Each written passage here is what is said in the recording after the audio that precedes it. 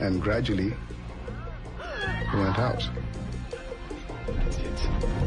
Both engines are out. That's it. Is this what you wanted? This $40 million aircraft has become a 100-ton glider. The plane is out of fuel, and Abate is out of options. A crash landing in the sea is all but inevitable. Both engines are out. That's it. Is this what you wanted?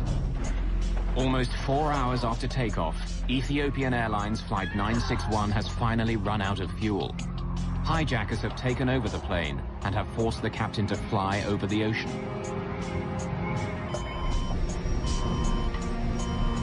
The loss of engine power starts rippling through the plane. As well as driving the jet through the skies, the engines supply power to most of the electrical and hydraulic systems. Without the engines, the computer screens, automatic pilot, and many other functions of the plane stop working. Although the engines are now useless, a low-tech backup system allows the pilot to retain some control.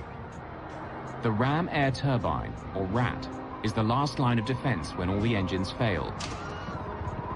A small trapdoor automatically opens, and the turbine, a small propeller, pops out. The rushing air turns the propeller like a windmill, generating just enough electrical power for basic flight instruments and controls, including airspeed. Since it was power off, that means there was no electrical or hydraulic power. The controls were heavy. The turbine doesn't provide enough power for Abate to operate the flaps, which would help slow the plane down for landing. Wherever he lands, Captain Abate will have to do so at a dangerously high speed. Power of landing is the power of ditching. Nobody's trained in the world. Flying over the water, you need accurate instruments. I didn't have any of the instruments. Without engines, a large passenger jet can glide 18.5 kilometers for every 1,000 meters of altitude it loses.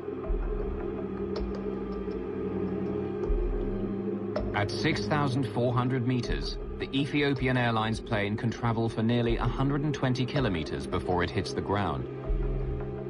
One of the things that the captain's got to worry about now is with both engines shut down, the airplane's going to go down. It's just a matter of where, and that's going to be controlled by the pilot flying. It's an extremely dangerous situation few pilots in the world have ever faced. In 1983, another 767 pilot found himself in a similar predicament. Air Canada Flight 143 ran out of fuel and landed on an abandoned Air Force base, sustaining only minor damage. In the right circumstances, a safe landing without power is possible. Captain Abate hopes to land at the airport in the Comoros Islands, but struggling against the hijackers on the final turn, he loses his bearings and cannot visually locate the runway. I was within the vicinity of the airport, so I was keeping the airport in my sight all the time. Then through the struggle, I lost my position. I lost where I was. In the critical seconds it takes to find the airport again, he loses too much altitude and doesn't know if he can make it to a runway. A water landing is now his only option. He knew that he was going to have to ditch the airplane. He was going to have to put the airplane down in the water. How he was going to do that was now a different plan because he'd never been trained to do that, not with two engines out. Landing on the ocean is even more dangerous than bringing a plane down on the ground. If you were trying to crash land on the ground, the airplane would have a surface to slide across. That surface does not exist when you're ditching the airplane in water. The airplane is going to touch down on the water, and then at some point it's going to dig in to that water. When that happens, the airplane's going to try to stop instantly. In trying to bring his plane down safely, Abate faces unique challenges. Planes such as the DC-9 have flat bottoms which would skim the surface of the ocean on landing, slowing down more smoothly. But the engines on Abate's 767 hang below the body. They could act as enormous scoops, grabbing hold of the water as the rest of the plane plows ahead.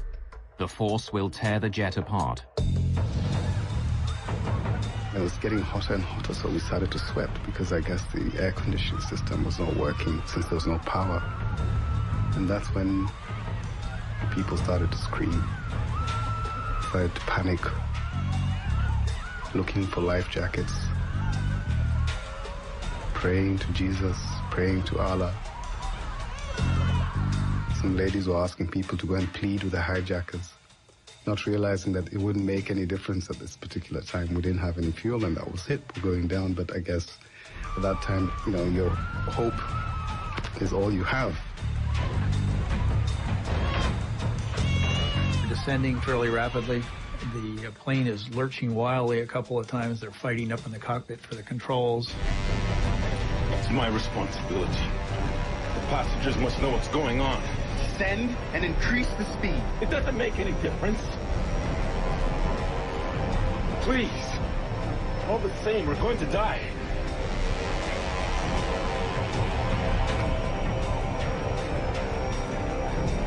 Please maintain calm. Prepare for an emergency landing. Put on your life jackets, but do not inflate them. Some passengers either don't hear the captain's instructions or decide to ignore them. They inflate their life jackets.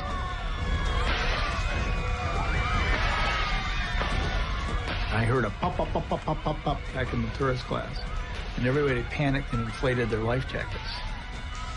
I actually got up on my seat and told people, don't inflate your life jackets inside the plane. At the front of the plane, Mo Amin tries a last-ditch attempt to negotiate with the hijackers. No. Sit down. Mo had a desire to dominate every situation he was in. In a situation like that, it would be Mo talking to the hijackers. He would be negotiating with the hijackers.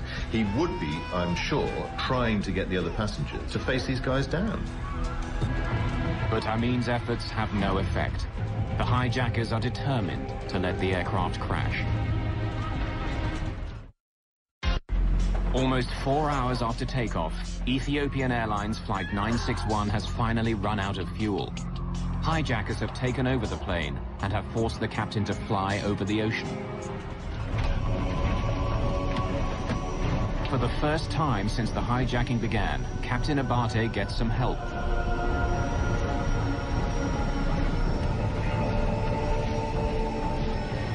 The controls. I need help. They're too heavy. We told them, guys, now we are on the last point. You should sit down and fasten your seatbelts. They refused. I never thought I would ditch in my lifetime. I never thought I would lose 2 engines and ditch in the middle of an ocean.